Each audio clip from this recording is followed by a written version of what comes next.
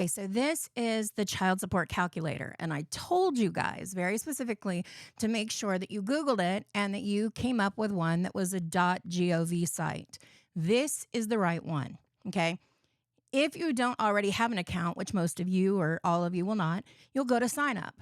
I have one, so I'm going to go ahead and go in. Now, you'll go to the top where it says worksheet. And listen, I am not giving you the answers to this. I want you to know I did explain it in class that morning. I only had maybe like 4 people in there. And so this is one of the benefits of coming to class. But I'm going to go through it with you because I want you to absolutely know. So you'll click create a worksheet. Okay. And you have to choose a court. And I've been telling you which court you want to choose, and it's Superior Court. Okay. I don't remember what county it is that in this particular one, but we're just going to go with Appling because it's the first one. Now, let's say that their names are just mom and dad, but you'll put in their, full names. If you have a non-custodian name, a non-parent custodian, that's going to be like if grandma has custody or if there is a foster parent who has custody. Okay. If it's going in with the initial filing, you put nothing in the civil action case number. Okay. That's only if you have one already. This is for if DFAX is involved. We're going to go with an initial action. Otherwise, modification is where you will go here and put in the date. Do not put anything in the comments unless you absolutely have to, okay? So down here, we've got parents' names, all right? And we're just going to go with, where is it? Okay, we'll go with John and Jane. Actually, I'll go back up here and change these two. Okay, now it's going to tell you that it wants you to confirm that those are their names. So we'll go with John and Jane. And you're going to come down here and it's going to ask you to pick who the non-custodial parent is, okay? If it is both of them who are the non-custodials, that means someone else has the custody for them, okay? But we're going to say it's Jane who doesn't, okay? Now, you have to click over here, a child to add, okay? Now it says to enter the child's name and year of birth. This is only the child that is for this particular custody part right here, okay? So we're just going to call this one child 1, okay? And we're going to say that we're born in 2022, and I'm going to save it. So now we have 1 child. If you need to add more, you go here and then you add it here. Now, this already has my name populated in it because I'm the person who's sitting here preparing the worksheet, okay? And we're going to make it available because we're working for the plaintiff, okay? Nothing else goes here. We'll come back to this, all right? Now, we're going to go to the gross income tab. And I don't know why, but some of you guys overlooked this, which is the gross salary and wages. And you guys went down here and you put it in other income. We don't use other income unless it is something like, maybe they're getting some kind of monthly benefits from, I don't know, a family member from like a family business or something like that. Then you can put it down there in the other income. And then and only then do you explain something here. Otherwise, do not put anything in these boxes, okay? So let's go up here and let's say that, because I gave you a high income one, right? But I don't know the math, but I want you to please note, okay, that it says monthly. So many of you, actually almost all of you, put in the yearly amount, okay? We're putting in the monthly amount, okay? So let's just say she makes $20,000 a month, okay? And let's say that he's a stay-at-home dad, but Even though he's a stay-at-home dad, you still have to give him an amount. Okay? And this is one of the things that I explained. It is the fact that you have to give him an amount. If he has worked in the past 3 years, then it will go by the average of his income over the past 3 years. Now, if he worked for 1 year and he was out of work for 2, then you're going to take it and you're going to average it against minimum wage for those other 2 years. Now, in order to calculate minimum wage, you're going to either do one of two calculations. Okay, so get your pen and paper ready, because I'm going to tell you, you're going to take $7.25 an hour times 40 times 52. That's your yearly amount. And then you're going to divide it by 12. Okay, that's one way. The second way that you're going to do it is $7.25 an hour times 40 hours times 4.33. Okay, because we technically have 13 lunar months in a year. So that 4.33 is going to accommodate those extra days, okay? It comes out, it's like $1 difference. So it doesn't matter either way. And I know that it is around 1,250, I think it's 12.55 and 56 cents or something like that versus like 12.50, I don't know, 6 and 60 something cents. So I'm just going to round it up to 12.57, okay? Per month. Remember, per month. Now, if there's any other things that they're getting, then of course you want to fill that in. And I do believe that I did give a bonus in one of them. Now, here's the thing. You can change these, by the way. If you want to be able to put in the full amounts, you can do this here. So like if you have somebody who gets an annual bonus, let's say they get an annual bonus of $100,000, okay? Change it to yearly and it'll calculate it for you. All right? Easy peasy. Promise you, all of this is going to do the math for you. Because I actually had some people say, I can't do the math. You don't have to. It calculates everything. Okay. Now we're going to go to the adjusted income page. And we don't have anybody in our scenario that has self-employment taxes. So we're going to just leave that out. Okay. But we did have a scenario where there was a pre-existing child support order. Okay. And that you have to click here, and that allows you now to go in and add the pre-existing child support order. So we'll put in Cobb. We're just going to say, I don't remember what it is that I gave you. This will be child 2, 2017. Let's say 09102019. Okay. Time we don't have that. So we want to put in the amount of money that they pay monthly. So let's say that it is mom who pays, and she's paying $1,000 a month. Okay. Dad's paying nothing because it's not his kid. Okay. Now, this right here is going to change your calculations. But again, we're not looking at that yet. But we do have another child. And this is if a child lives in the home with a parent. So if the parent who has the child support agreement already for another child, if she has a child that also happens to be living at home, then you would add that child here. Okay. So is the parent legally responsible? Yes. Okay. The qualified child lives in the home. Yes. Parent is actually, supporting the qualified child. Yes. The qualified child is not currently before the court to set, modify, or enforce child support.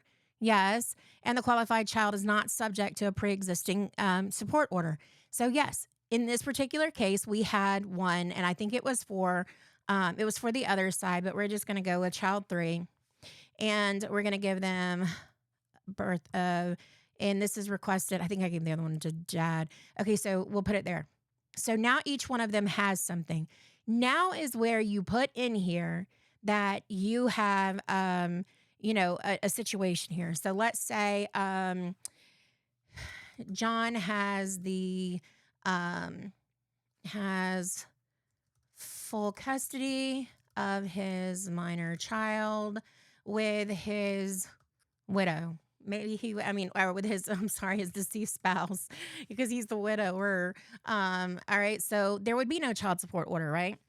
And it might not even be necessarily that they're deceased. It just might be that it's a situation where child support may have never been set up, or, maybe they just had an agreement between the two of them because maybe they have such equal shared parenting time, things like that.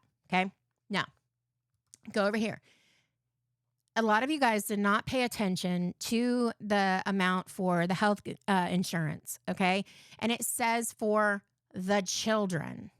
Okay. And that is going to be for the child that is involved in this particular scenario. So we're going back to child one. Okay. So if the amount is for, say, $570, but 170 of it is for children, then we put in 170. Okay. And dad has nothing. We don't have a non-parent custodian, so we don't put anything there. Okay. If there's childcare, we add childcare. And we would go back to, because again, it's only going to be child one. And let's say that it is dad who pays it, right? And he pays $5,000 for the year. Okay. And we have this, in all honesty, you don't have to break it out like this. If you kind of know the full amount, you can just kind of base it off of that. But you put it in there and it will give an amount for dad. Again, don't worry about the calculations. We're coming back to that. Now we go to the deviations. Okay. These typically you do nothing with. Now you can add other deviations, but this is one of those things that you should kind of not do this one unless they tell you to. And in these, you can request deviations for certain things, but you would have to go in and tell them like what type of deviation it is that you're wanting. So if you're wanting one because maybe you're paying the mortgage, right? And if you're paying the mortgage, then you want to be able to get some credit back for the fact that you're paying the mortgage. All right. If you have, say, a parent who has absolutely zero parenting time because they are not seeing the child, you can click non-specific. If you have one that is paying other insurance stuff or life insurance, all of that can be added in, okay? And you would just end up picking one, and then you would pick who it's for, the amount, stuff like that. Now, it'll be up to the judge ultimately whether or not they want to allow it, okay? Now, never mind. Take that back. Parenting time deviation is here now. So that one's broken out. So that's going to be, again, if you have somebody who does not have any kind of expenses, because the reality is, let me see. They used to have like a full, I don't know if they have the full schedule here. They used to have like the amounts that were for like the shared income, because what they do is they take the income, they add it together, and then they make it into a percentage for each child. And then it goes from there. Now here in the extraordinary medical expenses, this would be if you have like a special needs child, if you have braces, if you have, let's say that there's no vision insurance. And so there's, contacts and glasses and, things like that. Then you would go in here and you would add it. Again, it's only for the child that is subject to this agreement. Okay. And let's say that Jane's the one who pays this, and she pays, I don't know. Let's see. Maybe she pays $500 for the year. That sounds about right for glasses. Then you can have other things too. Let's say that you have somebody who, there's,